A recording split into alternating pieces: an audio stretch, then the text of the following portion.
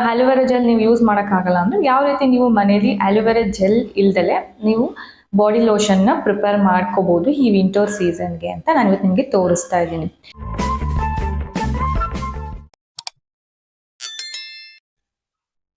Hi, welcome back to my channel. This is Yashaswini Lokesh.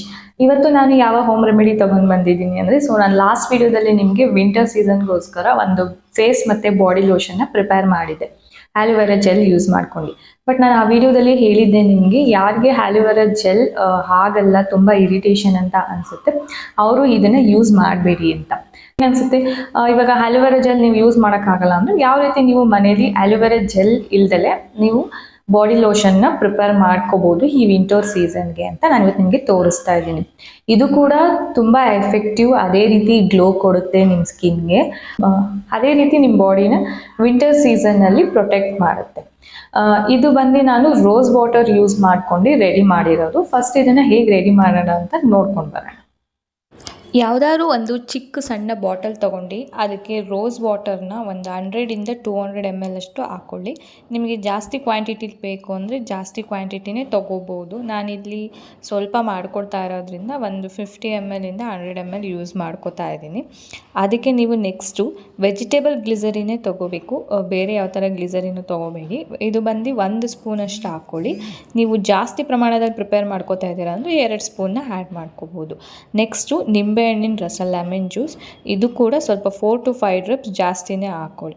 ಇಷ್ಟೂ ಹಾಕ್ಕೊಂಡು ನೀಟಿಗೆ mix ಮಾಡ್ಕೊಳ್ಳಿ. ಇಷ್ಟೇ. ಸೊ ಇಷ್ಟು ಸುಲಭವಾಗಿ ನೀವು ವಿಂಟರ್ಗೆ ರೆಡಿ ಮಾಡ್ಕೊಳ್ಳೋ ಅಂಥ ಲಿಕ್ವಿಡ್ ಇದು. ಸೊ ಆಲೋವೆರಾ ಜೆಲ್ ಯಾರ್ಯಾರು ಯೂಸ್ ಮಾಡಲ್ಲ ಅವರು ಇದನ್ನು ಯೂಸ್ ಮಾಡ್ಬೋದು. ಒಂದು ಖಾಲಿ ಬಾಕ್ಸಲ್ಲಿ ಸ್ಟೋರ್ ಮಾಡಿ ಇಟ್ಕೊಳ್ಳಿ. ನಾನು ಸ್ವಲ್ಪನೇ ರೆಡಿ ಮಾಡಿ ಇಟ್ಕೊಂಡಿದ್ದೀನಿ, ಯಾಕೆಂದರೆ ನಾನು ಲಾಸ್ಟ್ ಟೈಮೇ ಆಲೋವೆರಾ ಜೆಲ್ದು ಜಾಸ್ತಿ ರೆಡಿ ಮಾಡಿ ಇಟ್ಕೊಂಡಿದ್ದೀನಿ. ಸೊ ಅದೇ ನನಗೆ ಯೂಸ್ ಆಗ್ತಿದೆ. ಇದು ಆಲೋವೆರಾ ಜೆಲ್ ಯೂಸ್ ಮಾಡದೇ ಇರೋರಿಗೆ ರೆಡಿ ಮಾಡಿರೋದು. ಸೊ ಹಾಗಾಗಿ ಸ್ವಲ್ಪ ಪ್ರಿಪೇರ್ ಮಾಡ್ಕೊಂಡಿದ್ದೀನಿ. ಇದನ್ನು ನೀವು ಜಾಸ್ತಿ ಪ್ರಿಪೇರ್ ಮಾಡ್ಕೊಂಡು 1 ಮಂತ್ ತನಕನೂ ಇಟ್ಕೋಬೋದು. ಇದು ಫ್ರೆಶ್ಶಾಗಿ ಪ್ರಿಪೇರ್ ಮಾಡ್ಕೊಳಂಗಿದ್ರು ಫ್ರೆಶ್ಶಾಗೂ ಪ್ರಿಪೇರ್ ಮಾಡ್ಕೋಬೋದು. ಇದನ್ನು ನಾನು ಹ್ಯಾಂಡ್ಸ್ ಮತ್ತು ಲೆಗ್ಸ್ಗೆ ರೆಡಿ ಮಾಡಿರೋದು. ಸೊ ಚೆನ್ನಾಗಿದೆ ಸ್ಮೆಲ್ ಕೂಡ. ಯಾವ ರೀತಿ ಯೂಸ್ ಮಾಡಬೇಕು ಅಂದರೆ, ನೀವು ಸ್ನಾನ ಮಾಡಾದಮೇಲೆ ಸೊ ನೀವು ಬಾಡಿ ಲೋಷನ್ ಯೂಸ್ ಮಾಡೋ ಬದಲು ಇದನ್ನು ಯೂಸ್ ಮಾಡ್ಬೋದು.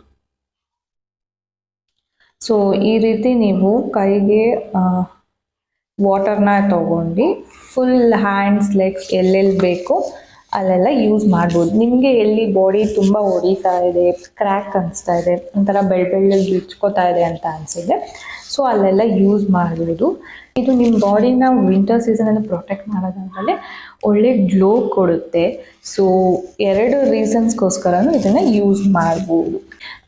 ಇದೊಂದು ಸಣ್ಣ ಟಿಪ್, ಆದರೂ ನಾನು ಯಾಕೆ ತೋರಿಸ್ತಾ ಇದ್ದೀನಿ ಅಂದರೆ, ಕೆಲವೊಂದು ಬಾಡಿ ಲೋಷನ್ಸ್ ನೀವು ಯೂಸ್ ಮಾಡೋದು ವರ್ಕ್ ಆಗುತ್ತೆ, ಬಟ್ 2 to 3 hours ತನಕ ನಿಮ್ಮ ಬಾಡಿ ಮೇಲೆ ಹಾಗೆ ಅದು ಅವಾಯ್ಡ್ ಮಾಡುತ್ತೆ.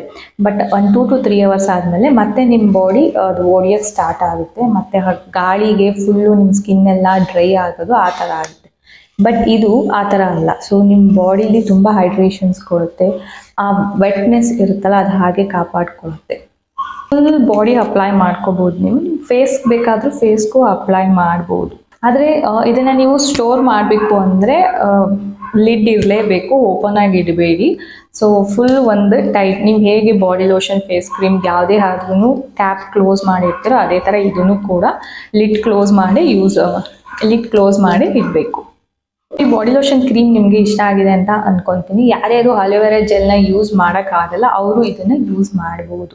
ಸೊ ಈ ವಿಡಿಯೋ ನಿಮಗೆ ಇಷ್ಟ ಆಗಿದ್ರೆ ಲೈಕ್ ಮಾಡೋದನ್ನ ಮಾತ್ರ ಮರಿಬೇಡಿ. ಹಾಗೆ ನನ್ನ ಚಾನಲ್ಗೆ ಸಬ್ಸ್ಕ್ರೈಬ್ ಆಗಿ ಹೀಗೆ ನನಗೆ ಸಪೋರ್ಟ್ ಮಾಡ್ತಾ ಇರಿ. Thanks for watching.